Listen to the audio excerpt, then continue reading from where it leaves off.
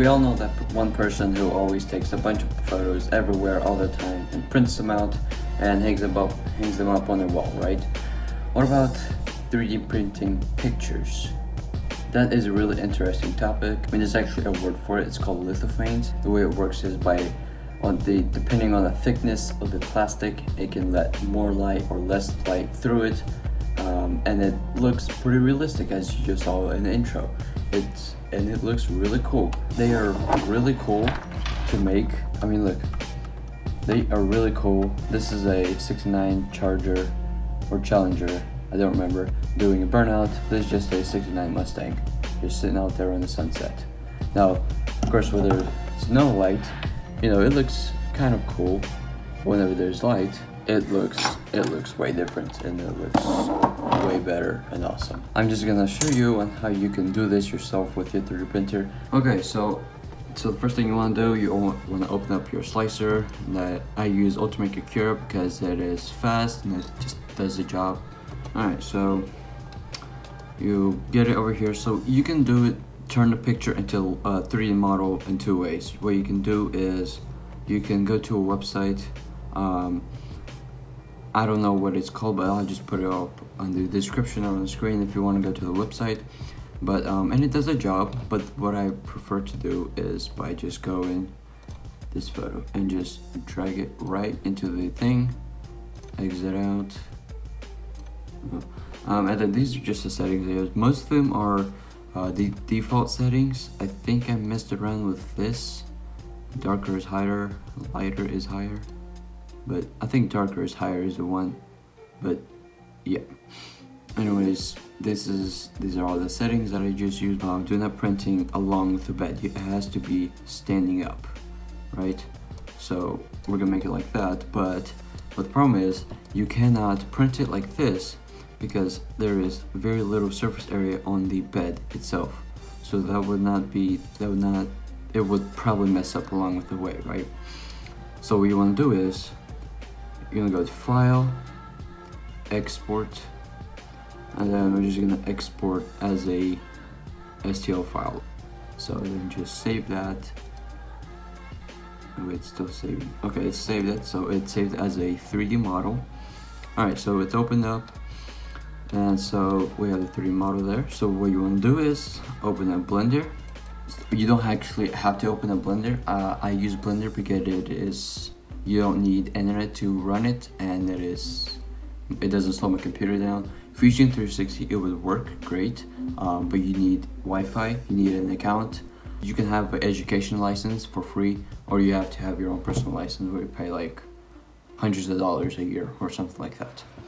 Alright, well, let's save as an STL file. So we can go back, import STL, desktop, and it's right there. Just click it, and then the computer freezes up. Okay, so now we have the file here, the 3D image, 3D file. So now what you're gonna do is you wanna press either go up here from object mode to edit mode, or you can just press tab on your keyboard. Just press tab, and then you'll notice these little black balls. They're called vertices. So you wanna do is you wanna on the bottom. So what we wanna do is at the bottom make like a little plate. You can kind of see it on the lithophane. This is printed with it, so it will not, tip over or whatever, or unstick from the bed. So what we want to do is grab the edge vertice, the corner vertice, and then go to the other side. Make sure it's on the same side, not on the opposite side. And then you want to press Control and then press the corner vertice. What I'll do is select all the ones between those 2 points. And then I'm just gonna press E for extrude. Then you want to press Y to slide on the Y axis. So it will not go up, down, left, or right, just this way, right?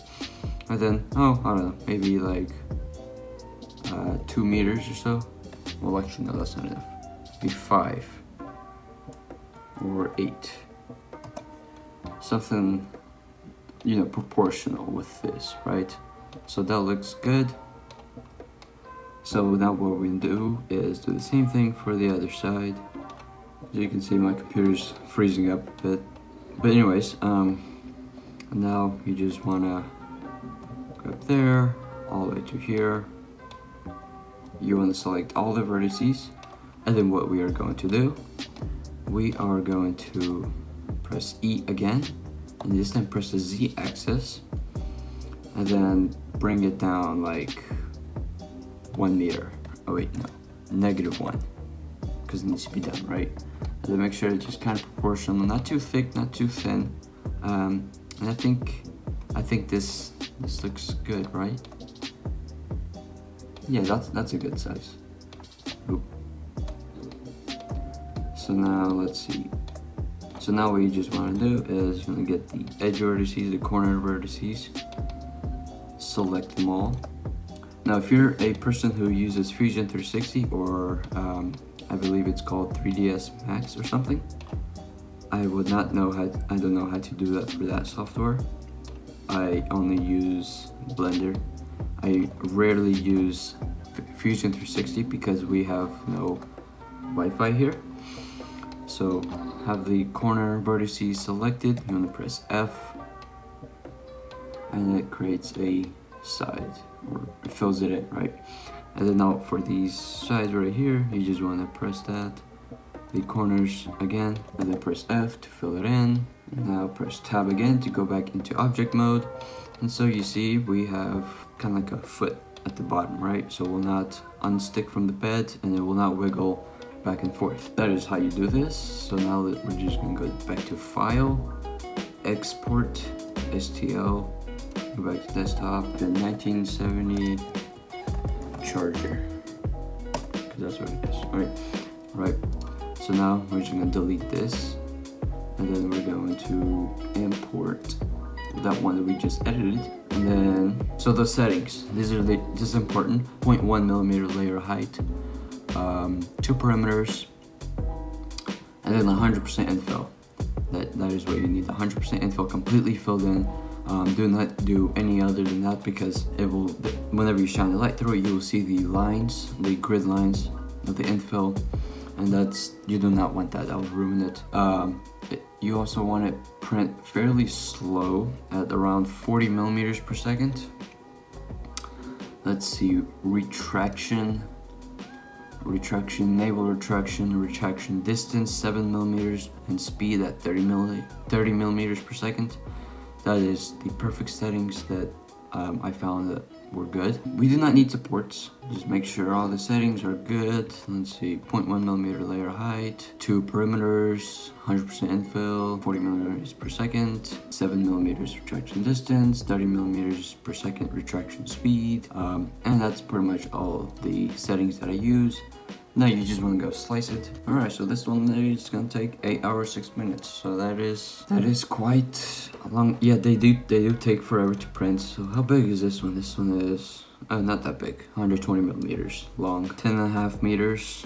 So a good 30 feet of filament. So I want to start selling these lithophanes for not very expensive price, for around $8 for one without a light. Is, you know, just a sense you can just put it on your desk or whatever. And $15 for with the light. Alright, so if you think that is expensive, then just go look on eBay of other people's. They're selling it $20-30. So and well, obviously it will depend on the size, of course, more, but this size, well, this one will be this size, which is I believe 120 millimeters long, will be $5 without the light. With the light, that's like $10 or something. Anyways, but you know, I will tell you on what the price is. You can either email me at matthewnowoselski@gmail.com, or you can DM me on Instagram, and the link for my Instagram account is in the video description.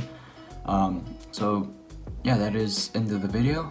Thank you for watching, and consider buying one for your friends. They're not too expensive. And if you're buying one, you are actually supporting me so I can do more of these projects.